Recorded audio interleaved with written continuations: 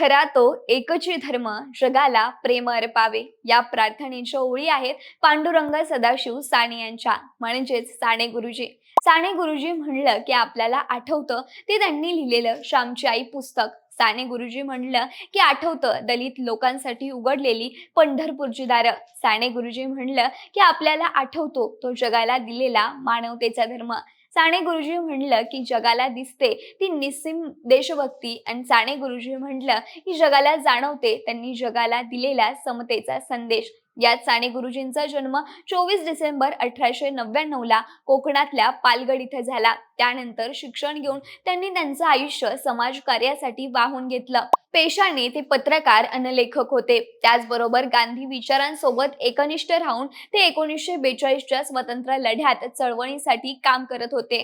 त्यांनी लिहिलेली मोलकरीण आणि श्यामची आई ही पुस्तकं खूप गाजली. पण हेच गाजलेली पुस्तकं लिहिणारे हात एकेकाळी चिठ्ठी लिहून जीव देण्यासाठी प्रवृत्त झाले होते.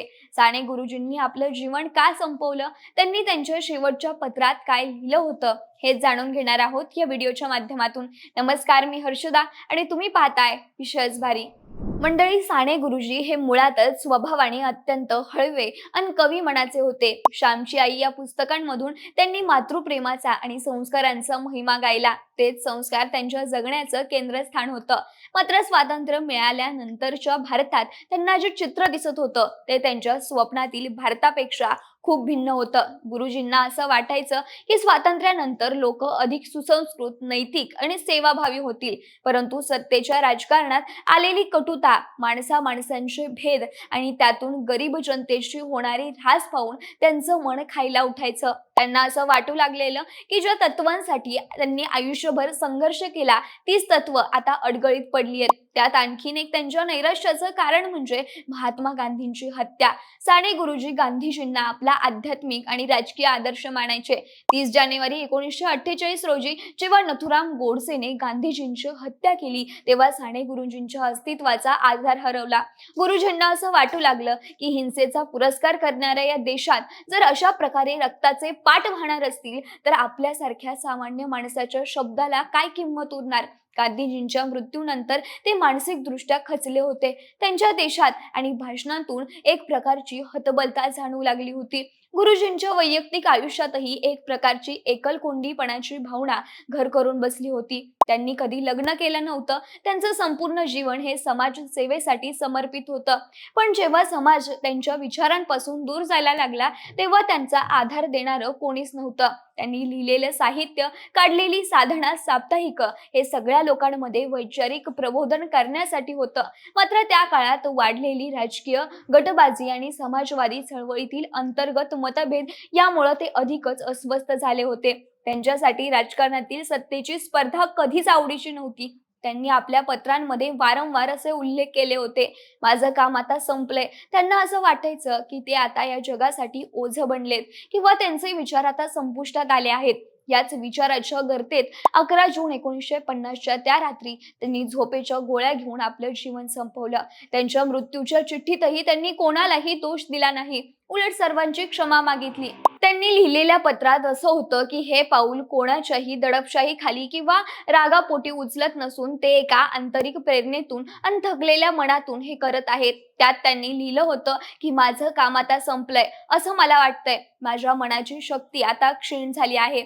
गुरुजींच्या या वाक्यात एक प्रकारची आध्यात्मिक शांतता आणि जीवनाबद्दलचा एकाकीपणा स्पष्टपणे जाणवतो. त्यांना असं वाटायचं की ज्या समाज बदलासाठी त्यांनी आयुष्यभर खर्ची केलं त्या प्रवासात आता ते अधिक योगदान देऊ शकत नाहीयेत. या पत्रातील सगळ्यात महत्वाचा भाग हा होता जिथं त्यांनी समाजाची आणि आपल्यासोबत असणाऱ्या माणसांची माफी मागितली होती. त्याबद्दल त्यांनी लिहिलं होतं की मी कोणाचंही मन दुखावलं असेल तर मला क्षमा करा. मी कोणावरही रागावलेलो नाहीये. त्याचबरोबर साने गुरुजींसारख्या या शांत माणसानं ज्यांनी आयुष्यभर लोकांच्या कल्याणासाठी कष्ट घेतलं त्यांनी अशा प्रकारे माफी मागावी हे त्यांच्यासाठी नम्रतेचं शेवटचं टोक होतं. त्यांनी आपल्या मृत्यूनंतर कोणत्याही प्रकारचं भांडण किंवा वाद होऊ नयेत अशी विनंतीही केली होती. त्यांना भीती होती की त्यांच्या मृत्यूचा उपयोग राजकीय स्वार्थासाठी किंवा कोणाला तरी दोष देण्यासाठी केला जाईल. म्हणून त्यांनी स्पष्ट केलेलं की हा त्यांचा वैयक्तिक निर्णय आहे. साने गुरुजींनी या पत्रात महात्मा गांधींचा उल्लेख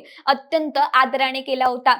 गांधीजींच्या हत्येनंतर त्यांचं मन ज्या प्रकारे खायला उठलेलं त्याची छटा या पत्रातही उमटलेली होती. त्यांना वाटायचं की अहिंसा आणि प्रेमाचा मार्ग हाच मानवतेचा खरा मार्ग आहे.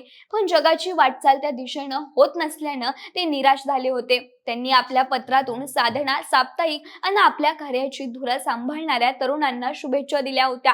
त्यानंतर त्यांना आशा होती की जरी ते जात असले तरी त्यांनी पेरलेले प्रेमाचे आणि सेवेचे कार्य हे विचार तरुण पिढी पुढे नेईल. त्यानंतर शेवटच्या ओळींमध्ये त्यांनी परमेश्वराकडे आणि निसर्गाकडे परत जाण्याची इच्छा व्यक्त केली होती. त्यावर त्यांनी लिहिलेलं की आता मला विश्रांती हवी आहे. ज्या माणसानं आयुष्यभर कधी स्वतःसाठी विश्रांती घेतली नाही, तो सतत अन्यायाविरुद्ध आणि विषमतेविरुद्ध लढत राहिला. त्या थोर आत्म्याला अखेरची शांतता हवी होती. साने गुरुजींचं हे शेवटचं पत्र म्हणजे एका महान आईच्या हृदयाचं, एका ऋषीचं आणि एका निस्वार्थी सेवकाचं शेवटचं मनोगत होतं. ते पत्र वाचताना असं जाणवायचं की साने गुरुजींनी हे जग सोडलं तरी त्यांचं जगावरचं प्रेम ढळू दिलं नाही, कमी होऊ दिलं नाही. उलट जगातील द्वेष हे त्यांचं प्रेमळ हृदय सहन करू शकलं नाही आणि म्हणूनच त्यांनी या जगाचा निरोप घेतला.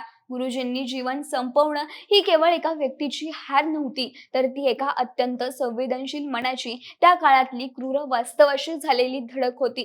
ज्या प्रेमळ जगाचं स्वप्न त्यांनी पाहिलं होतं ते जग त्यांच्या डोळ्यासमोर कोसळताना पाहून त्यांनी घेतलेला तो एक वेदनादायी निर्णय होता. त्यांचं जाणं हे महाराष्ट्राच्या सामाजिक आणि सांस्कृतिक चळवळीला बसलेला सगळ्यात मोठा धक्का होता, ज्याची पोकळी आजही भरून निघणं कठीण आहे. मंडळी, साने गुरुजींनी घेतलेल्या या निर्णयाबद्दल तुम्हाला काय वाटतं? साने गुरुजी तुमच्यासाठी आदर्श कसे आहेत हे आम्हाला कमेंटमध्ये नक्की सांगा आणि सोबतच आपल्या विश्वासबारीच्या YouTube चॅनलला सबस्क्राईब करायला विसरू नका. धन्यवाद.